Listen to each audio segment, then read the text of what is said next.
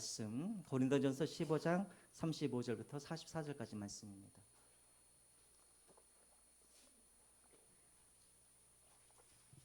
고린도전서 15장 35절부터 44절까지 말씀.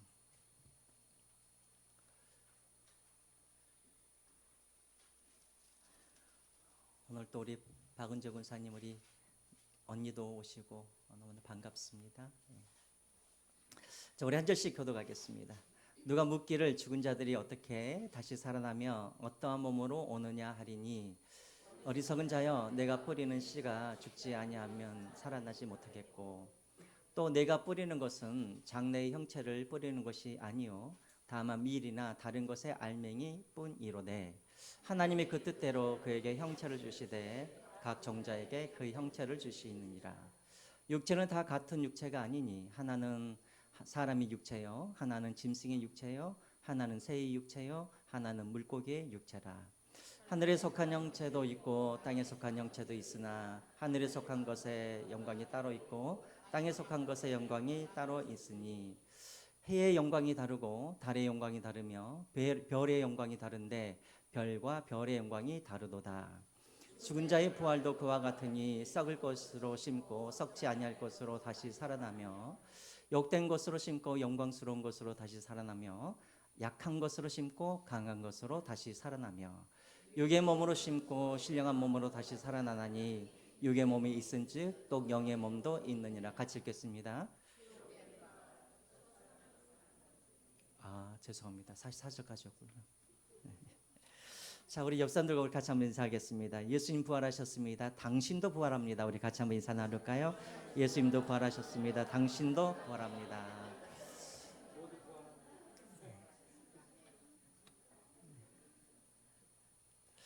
자, 전에도 제가 여러분들에게 한번 물어본 것 같은데, 여러분들이 만일 지금 여기에서 20년 전으로 이렇게 돌아간다고 한다면 여러분들이 가장 하고 싶은 일이 무엇이에요?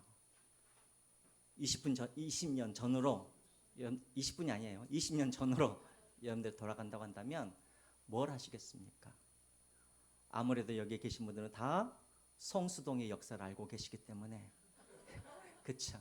20년 전으로 돌아가면 막 그때 막 팔았던 분들 절대 이제 안 파실 거고, 또 어떤 분들은 막 있는 돈 없는 돈 다 끌어다가 여기 진지 빌라부터 해서 뭐 삼익 뭐 청구 아마 다 그렇게 사두지 않을까라는 생각이 들었습니다. 주변에 있는 사람들이, 야, 성수동 그 빌라 사가지고 뭐 하냐, 그 허름한 집 사가지고 뭐 할래, 사지 마. 아무리 주변의 사람들이 말려도 여러분들이 20년 후에 성수동이 어떻게 되어질 줄 안다고 한다면, 아무리 사람들이 말려도 여러분들은 그 사람들의 말을 듣지 아니하고 어떻게 해서든지 돈을 막 끌어다가 빚을 내더라도 해가지고 아마 이렇게 집을 사지 않을까, 그런 생각이 들었습니다. 그런가요? 여러분들 공감을 못 하시나 보니까 우리 성도인들은 20년 전으로 돌아가도 예수님만 바라보고 살렵니다. 이제 그러시는 것 같아서 감사합니다. 제가 왜 이 말씀을 드리냐면, 오늘 제가 여러분들에게 확실히 우리 미래에 있어야 있는 그 일들에 대해서 여러분들에게 말씀을 드리려고 하기 때문에 그렇습니다. 여러분, 성수동이 이렇게 변화될 줄 누가 알았겠습니까? 근데 여러분 미래에도 이런 일이 왜 일어났지? 그러나 분명히 일어날 그 일에 대해서 오늘 제가 여러분들에게 말씀을 나누고자 합니다. 여러분, 저를 한번 보세요. 제가 점쟁이는 아니지만 우리에게 반드시 우리 미래에 일어날 그 일 딱 세 가지, 반드시 일어나야 할 일 세 가지. 첫 번째는 뭐냐면, 반드시 우리 모두는 뭐합니까? 죽습니다. 반드시 우리는 다 죽습니다. 이 목사님 저는 아닐 것 같은데요, 죄송합니다. 다 죽습니다. 두 번째로, 반드시 우리는 부활합니다. 우리 모두는. 안 믿는 사람들도 부활합니다. 다 부활해요. 세 번째는 뭐가 남았어요? 하나님의 심판이 남았어요. 반드시 우리 모두는 죽고 부활하고 그 다음에 하나님 앞에 최종적으로 우리는 그 심판대 앞에서 우리는 심판을 받게 될 것입니다. 이것은 성수동이 발전되는 그것보다도 더 확실하고 반드시 그 일은 일어나게 될 것입니다. 여러분들 이것을 믿으시기를 주님의 이름으로 부탁드립니다. 우리가 매 1년에 한 번씩 우리가 부활절을 갖는데요. 부활절이 되면 고민이 많아요. 야, 이 설교도 다 있고 저 설교도 다 있고 부활절 설교를 뭘 또 해야 되나. 근데 여러분 다른 것 할 게 없죠. 부활절이면 부활에 대해서 이야기하는 것이죠. 부활절을 통해서 우리가 기억해야 할 것은 무엇이냐면 예수님께서 부활하셨다, 이것을 기념하는 그런 시간이기도 하지만, 그러나 정말 우리가 부활절을 통하여서 우리가 알고 깨달을 것은 무엇이냐면 예수님께서 부활하셨던 것처럼 나도 반드시 뭐한다? 부활한다. 이것을 믿고 확인하는 시간이 바로 부활절 예배입니다. 그래서 사랑하는 성도 여러분, 혹 여러분 중에 아직 부활에 대한 그런 확신이 없는 그런 분들이 있다고 한다면 오늘 반드시 이 시간을 통하여서 부활하신 그 예수님을 만나시고 내게도 부활이 있다는 것을 확신하고 돌아가시는 저와 여러분들이 되시기를 주님의 이름으로 부탁드립니다. 고린도전서 15장 20절 한번 보겠습니다. 고린도전서 15장 20절에 이런 말씀이 있죠. 그러나 이제 그리스도께서 죽은 자 가운데서 다시 살아나사 잠자는 자들의 무엇이 되었다고요? 첫 열매가 되셨도다. 여러분, 첫 열매가 되었다는 말은 무슨 말일까요? 그러면 그 다음에는 두 번째, 세 번째 열매가 있다는 것이죠. 그 두 번째 열매가 누구인가? 그들이 바로 우리라는 거예요.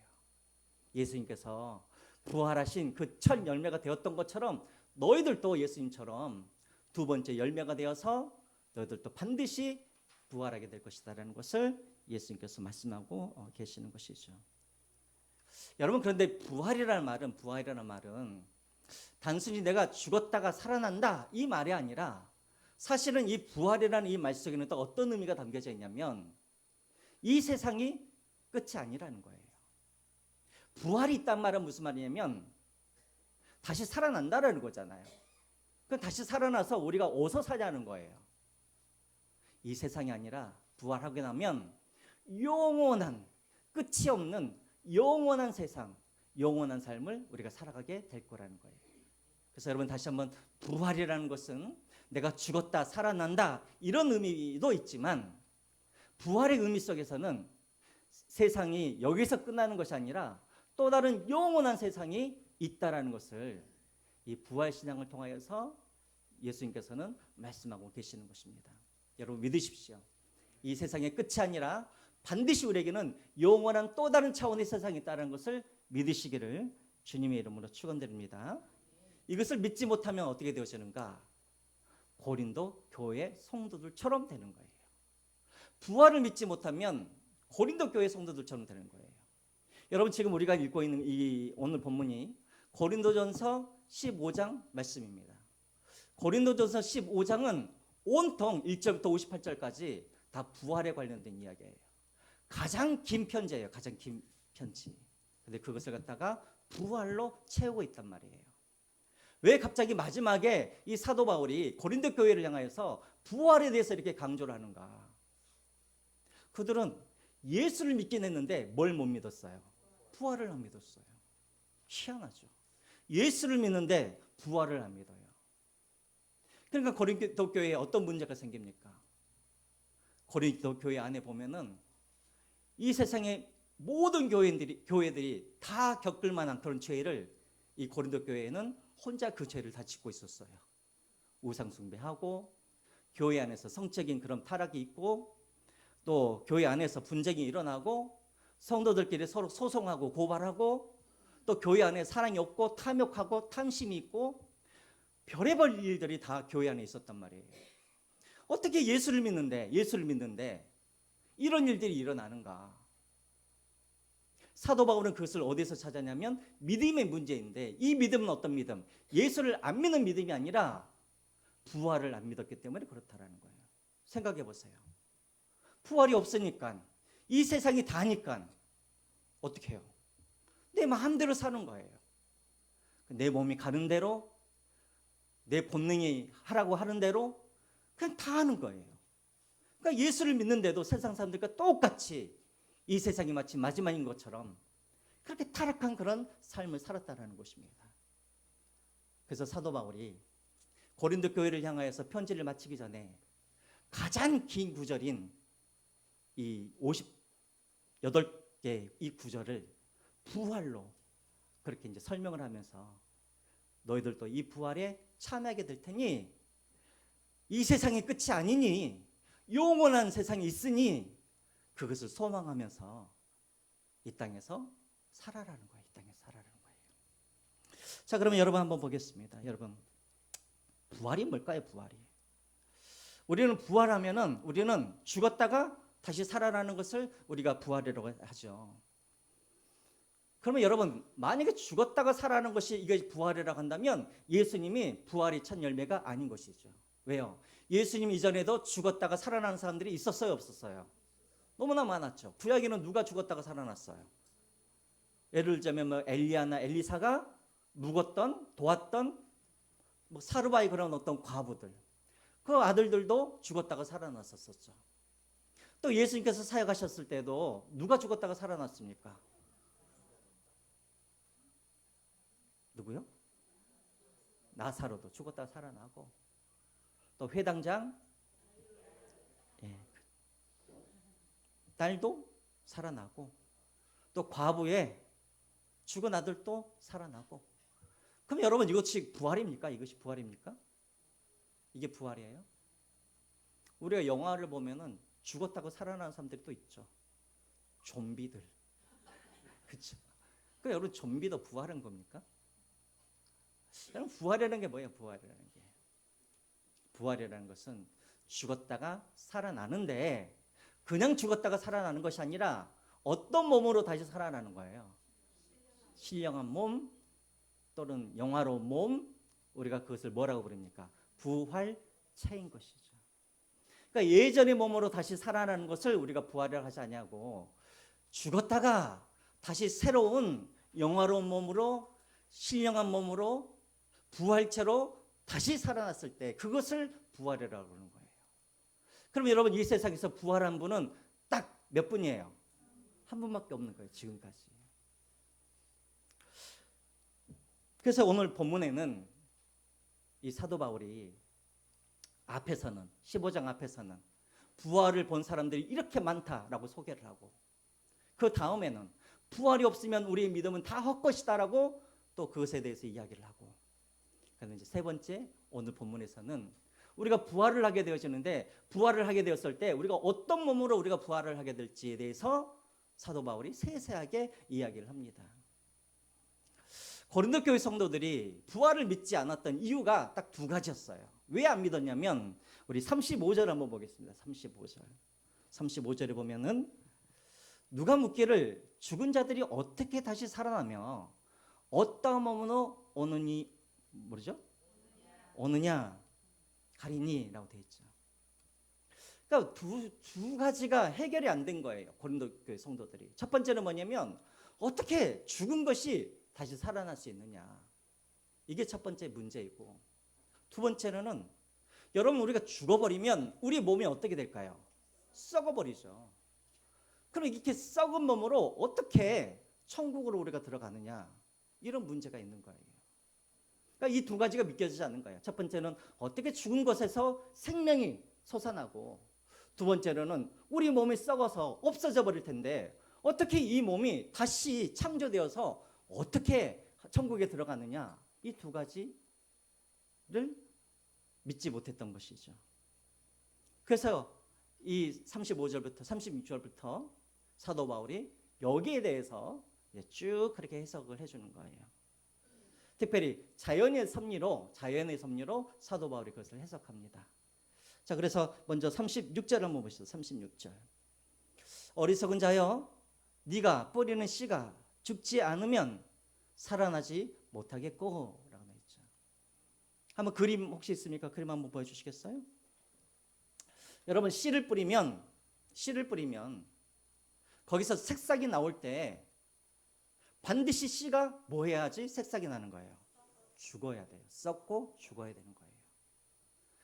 다시 말하면 씨가 그 모양 그대로 있고 씨가 자기의 에너지를 그대로 가지고 있으면 거기에 새싹이 나지 않는 거예요.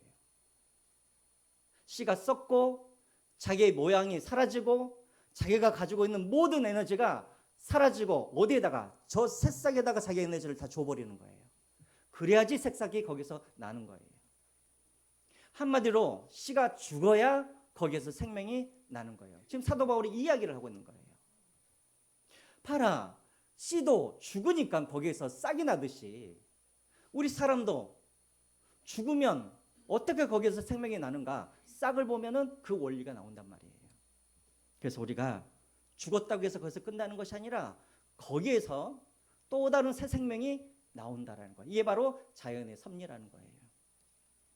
두 번째로는 그러면 썩어버리는데 어떻게 우리가 그 썩은 몸으로 우리가 천국에 가는가? 거기에 대해서 37절에 이렇게 말을 해주고 있죠. 37절 읽겠습니다. 또 네가 뿌리는 것은 장래의 형체를 뿌리는 것이 아니요 다만 밀이나 다른 것에 알맹이뿐 이로되라고 되어 있습니다. 그러면서 38절에도 뭐라 그러냐면 38절도 한번 보여주겠어요? 하나님이 그 뜻대로 그에게 형체를 주시되 각 종자에게 그 형체를 주시느니라. 그림을 한번 보여주실까요?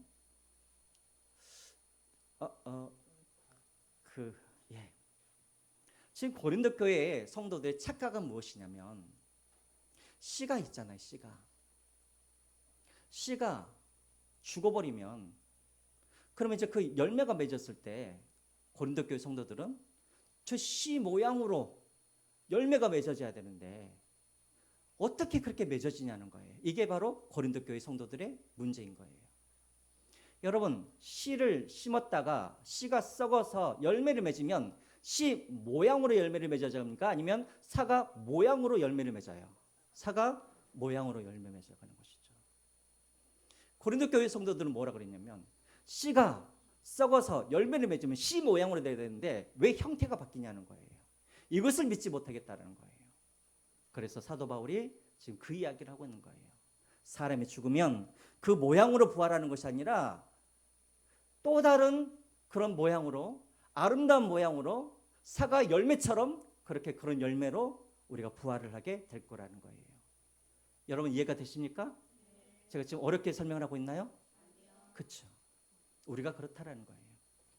우리가 죽으면 지금 살고 있는 이 모습으로 내가 다시 부활하는 것이 아니라 씨가 사과 모양으로 열매를 맺은 것처럼 내가 씨가 되어서 죽으면 우리가 할 수 없는 아름다운 그런 열매로 새로운 몸으로 신령한 몸으로 열매를 맺게 될 거라는 거예요.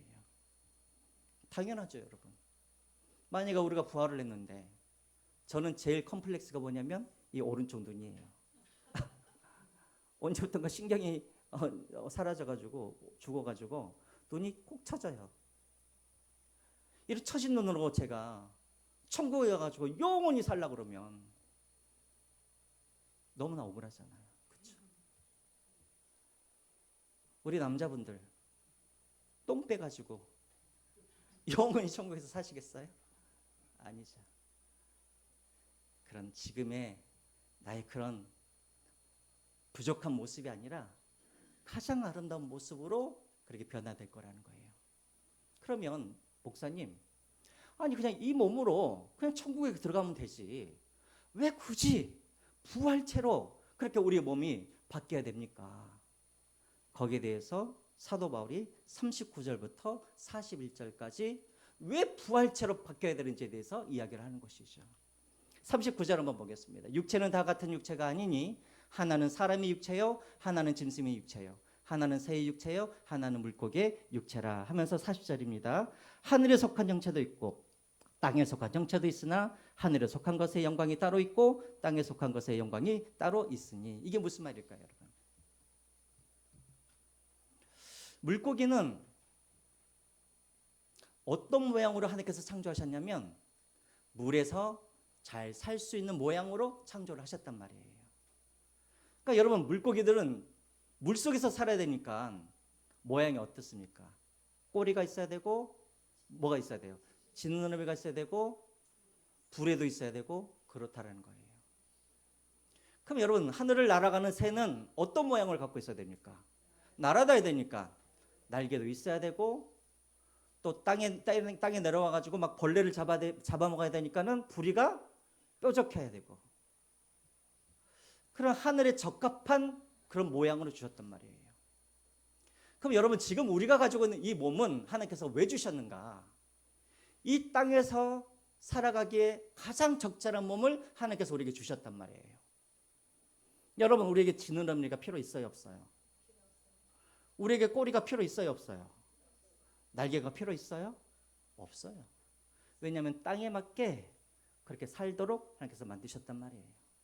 자, 그러면 우리 몸은 땅에 맞도록 그렇게 만드셨기 때문에 이제 이 땅에서의 삶이 끝이 나고 우리가 새하늘과 새 땅에서 천국에서 우리가 살아가려고 그러면 거기에 맞는 몸으로 어떻게 돼야 할까요? 우리의 몸이 바뀌어야 되는 거예요.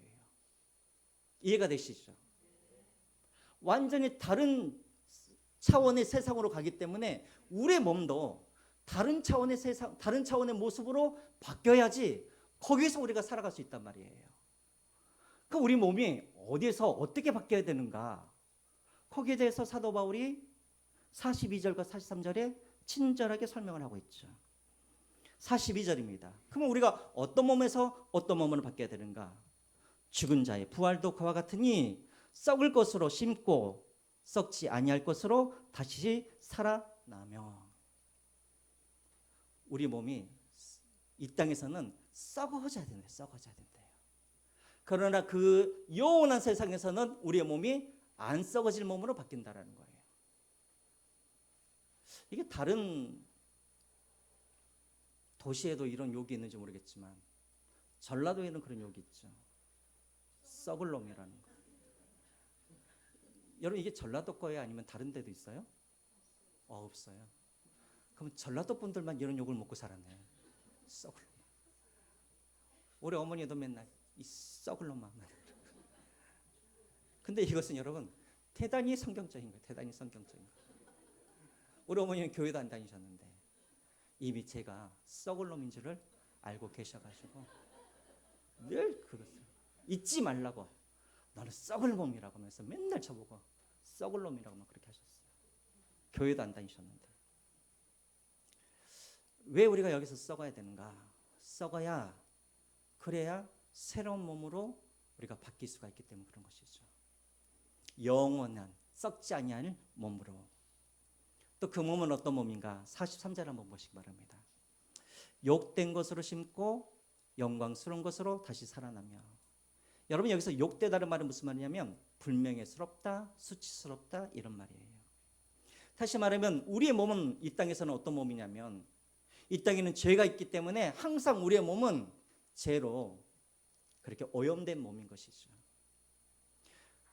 그런데 이 몸을 가지고 우리가 하늘나라에 돌아갈 수는 없는 거예요. 왜? 구약에 나와 있잖아요. 구약에 이런 몸을 갖고 있던 사람들이 하나님의 영광을 보면 그 사람이 어떻게 될까요? 죽어버리죠. 만약에 우리가 이 몸을 가지고 우리가 새하늘과 새 땅으로 가면 거기에는 영광스러운 성부와 성자와 성령 하나님이 거기서 계시는데 그 하나님의 영광으로 우리가 다가갈 때 이 몸으로 가지고 가면 어떻게 될까요?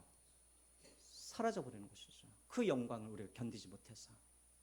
그러니까 우리도 어떤 몸으로 바뀌는 거예요?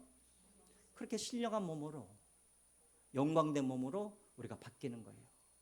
그래서 그때는 우리가 하나님을 보아도, 우리가 예수님을 가까이 가도 우리도 이제 죄로 오염된 그런 몸이 아니라 영광스러운 몸이기 때문에 이 몸이 언제든지 하나님과 교제하고 사귈 수 있는 몸으로 그렇게 바뀌게 된다라는 거예요. 또 그 뒤에 보시면은 약한 것으로 심고 강한 것으로 다시 살아나며. 여러분 이 땅에서 우리의 몸은 약한 몸이에요. 그러니까 여러분들 지금 시간이 갈수록 나이가 들어갈수록 뭐가 많아져요? 약봉투가 많아지잖아요. 그렇죠? 여기저기 아프고 쑤시고 조금만 많이 걸어가면 피곤하고. 하나님께서 우리 몸을 이렇게 만들었단 말이에요. 또 병도 들게 하고. 아니 왜 하나님께서 그러면 우리를 병들게 하고 늙어가게 하고 막 얼굴에 주름이 있게 하고 왜 그래요? 왜 그래요? 죽어야 우리가 어디로 가는 거예요? 다음 영원의 세상으로 우리가 넘어갈 수 있기 때문에 그러는 거예요. 그러니까 여러분 우리가 죽음에 대해서 특별히 내가 병에 걸린 것에 대해서 우리가 너무나 그렇게 막 절망하거나 그럴 필요는 없는 거예요. 믿는 사람들은. 왜? 아, 하나님께서 나를 늙게 하시고 이제 병을 주셨구나. 이 말은 믿는 사람들에게는 이게 저주가 아니라 이제 하나님이 나를 영원한 세상으로 나를 이제 부르시는구나. 이런 신호로 받아들이시면 되는 거예요. 여러분 어떻게 우리가 병들지 않고 죽습니까? 물론 사고로도 죽지만 우리가 늙고 병든 이유는 이 세상에서 삶을 마치라는 거예요. 그리고 영원한 삶으로 오라는 거예요. 그래서 하나님이 우리의 몸을 어떻게 만드셨어요? 약하게 만드신 거예요. 그래서 여러분 가운데 혹시라도 막 병으로 인하여서 왜 하나님은 나에게 이렇게 하셨는가?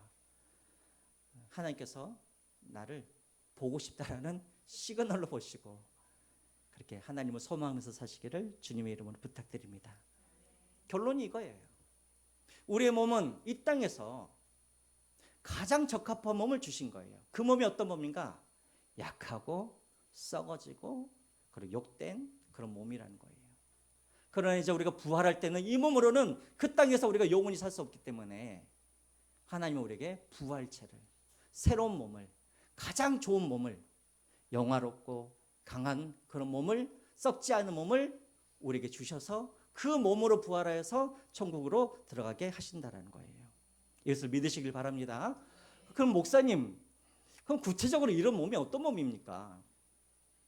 그걸 예수님께서 보여주시죠. 예수님께서. 그래서 여러분 빌립보서 3장 21절 한번 보시기 바랍니다. 빌립보서 3장 21절. 같이 한번 읽을까요? 시작. 그는 만물을 자기에게 복종하게 하실 수 있는 자의 역사로 우리의 낮은 몸을 자기의 영광의 몸의 형체와 같이 변하게 하시리라. 우리의 낮은 몸을, 연약한 몸을 어떻게 변화시키냐면 예수님의 영광스러운 몸으로 이후에 우리를 변화시킬 거라는 거예요. 그 예수님의 몸은 어떤 몸이었는가? 우리가 여러분 성경에 보면 잘 나와 있죠. 부활 후에 예수님의 몸.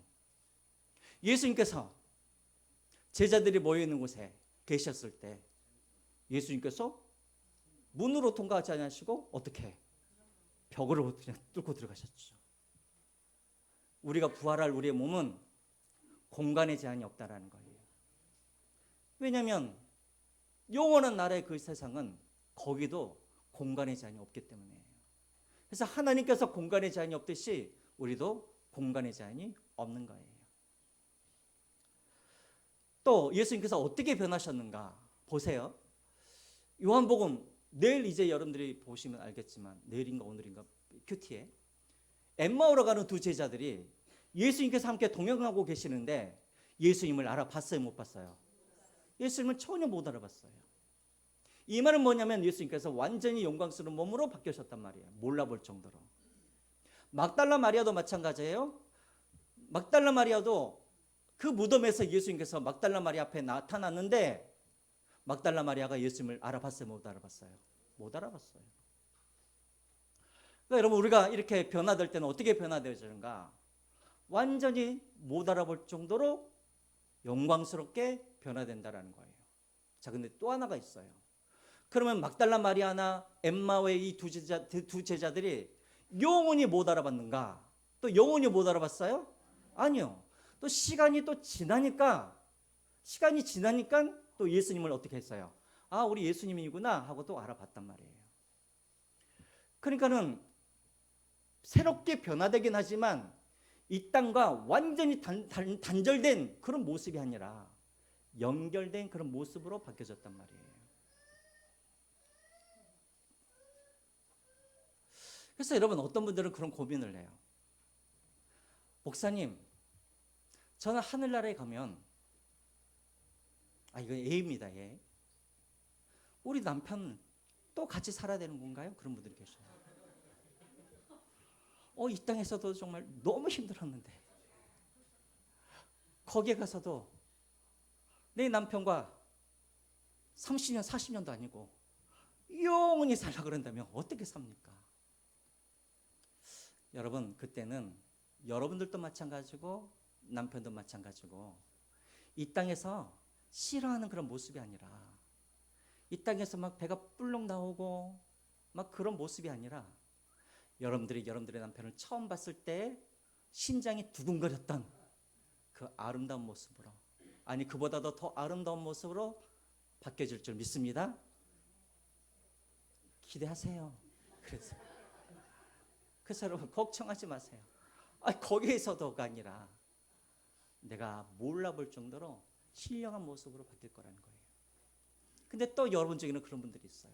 목사님, 완전히 바뀌어버리면 거기에서 먼저 간 내 어머니를 나도 만나고 싶고 먼저 보낸 내 자식도 내가 만나고 싶은데 몰라보면 어떻게 합니까?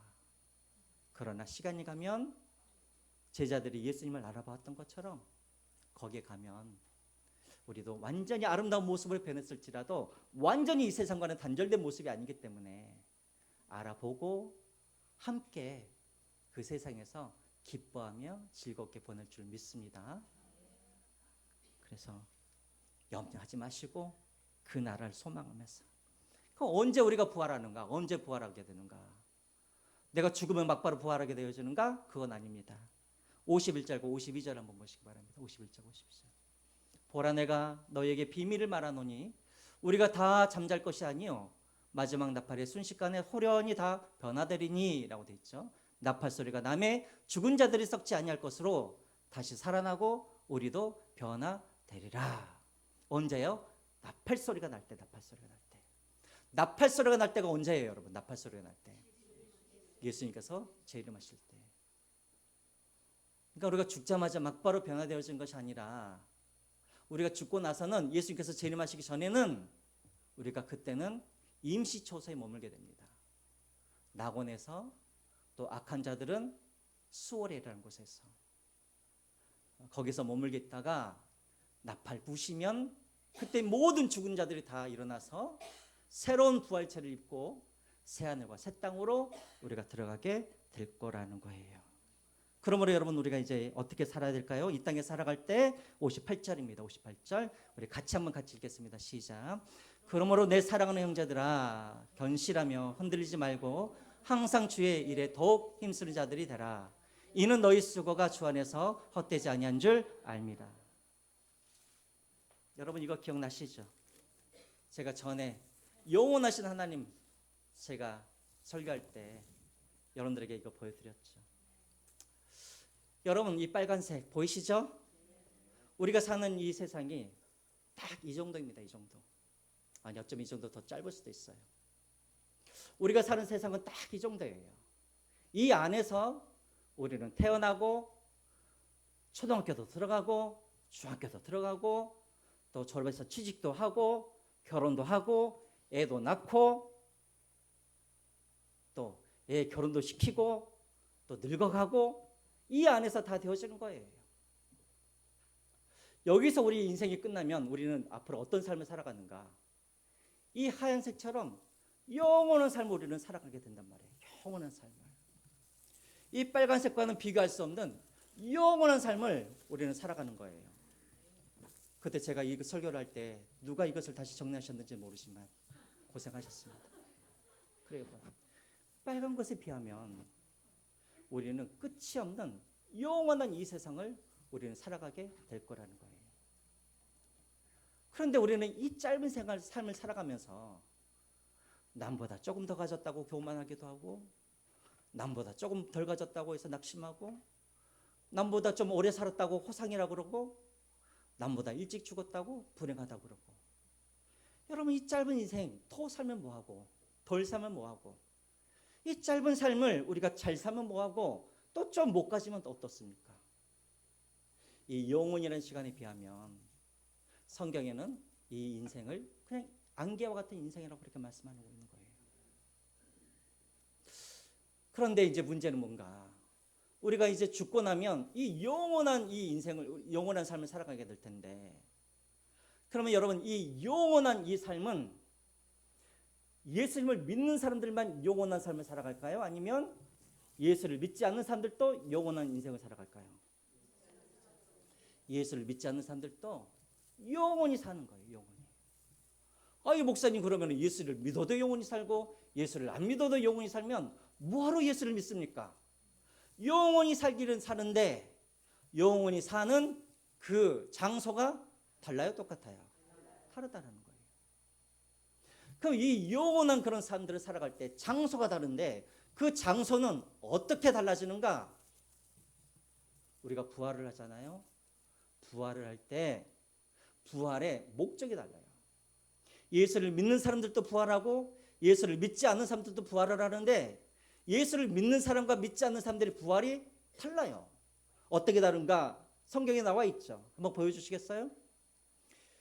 자, 같이 읽겠습니다. 시작. 선한 일을 행하는 자는 생명의 부활로, 악한 일을 행하는 자는 심판의 부활로. 다 죽어요. 그리고 다 부활해요. 믿든지 안 믿든지 다 부활하는데 선한 일을 하는 사람들은, 여기서 선한 일이란 예수를 믿는 사람들이에요. 예수를 믿는 사람들은 생명의 부활로 부활하게 될 것이고, 악한 일을 하는 사람들은, 예수를 거부하는 사람들은 심판의 부활로 부활을 하게 될 거라는 거예요. 그러면 심판의 부활을 하는 사람들은 어떠한 곳에서 영원한 삶을 살게 되어지는가? 요한계시록에 나와 있죠. 요한계시록에 한번 볼까요? 요한계시록. 자, 읽겠습니다. 시작. 그러나 두려워하는 자들과 믿지 않은 자들과 흉악한 자들과 살아나는 자들과 음행하는 자들과 점술가들과 우상숭배자들과 거짓말하는 모든 자들은 불과 유황에 타는 못에 던져지리니 이것이 둘째 사망이라. 영원히 살게 되어지는데 어디서 사냐면 불이 꺼지지 아니하는, 유황이 계속해서 타고 있는 그런 연못가로 들어져 가지고 거기서 영원히 살게 될 거라는 거예요. 불 속에 들어가 가지고 죽어버리고 사라져버리면 괜찮을 텐데 죽지도 않고 사라지지도 않고 영원히 그 형벌을 받으면서 살아가게 될 거라는 거예요. 반면에 예수를 믿고 생명의 부활로 하여서 영원의 삶을 사는 사람들은 어디서 사는가? 그 다음 걸 한번 보여주시겠어요? 21절 1절 우리 다 같이 읽겠습니다. 시작.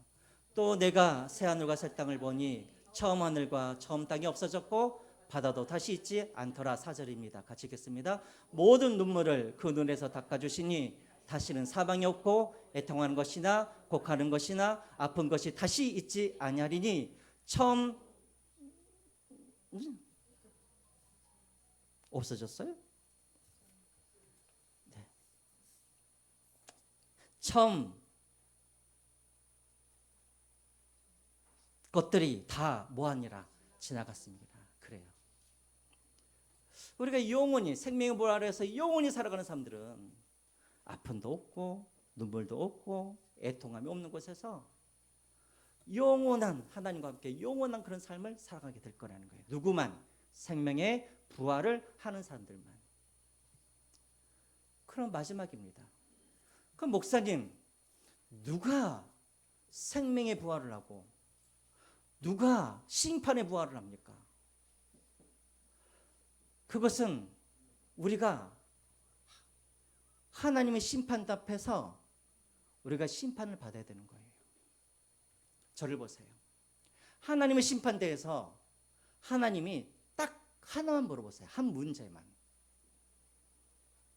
문제를 유출합니다, 여러분.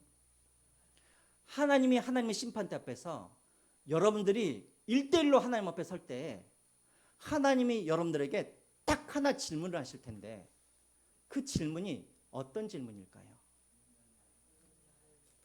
어떤 질문일까요? 다 맞는 말이에요. 예수님께서 베드로에게 하신 그 질문이에요.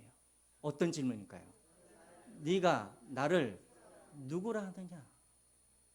네가 나를 누구라 하느냐? 주는 그리스도시요 살아계신 하나님의 아들입니다. 이 고백이 있으면 생명의 부활로, 이 고백이 고백되어지지 아니하면 심판의 부활로 되어질 거라는 거예요. 제가 문제를 유출했습니다.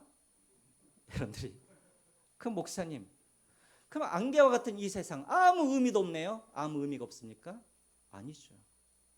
내가 생명의 부활을 할 것인지 심판의 부활을 할 것인지 이것을 준비하는 시간이 어떤 시간이에요?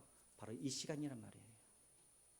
이 짧은 시간 동안에 주식이 올라가고 내려가고 이것 때문에 마음 쓸 것이 아니라 내가 가난하고 부자고 이것들을 부러워하면서 살아갈 것이 아니라 우리는 이 짧은 시간 동안에 안개와 같이 금방 사라져버린 이 시간에 우리는 무엇을 준비해야 되냐면 하나님의 심판대 앞에서 우리가 어떤 고백을 할 것인지 그것을 이 짧은 시간 동안에 준비해야 되는 거예요. 내가 이 짧은 시간 동안에 내가 어떻게 내가 살아갔느냐, 어떤 고백을 내가 준비하느냐에 따라서 나의 영원한 그런 삶에 살아가는 그런 삶의 질이 달라지고 장소가 달라지고 다르게 살아가게 될 거라는 거예요. 그러므로 사랑하는 성도 여러분, 우리 언제 우리 인생이 끝날지 모릅니다.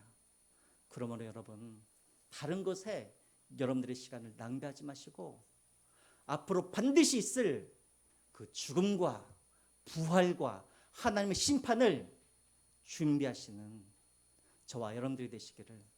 그래서 여기에 계신 여러분 모두는 다 천국에서 아유 권사님도 오셨네요, 아유 장로님도 오셨네요, 아유 우리 목사님이 안 보이시네요, 이런 일이 없도록 다 같이 모여서 여기 하나님과 영원히 새하늘과 새 땅에서 살아가는 저와 여러분들이 되시기를 주님의 이름으로 부탁드립니다. 찬양하시면서 준비하신 내용을 하나만 벌려드리겠습니다.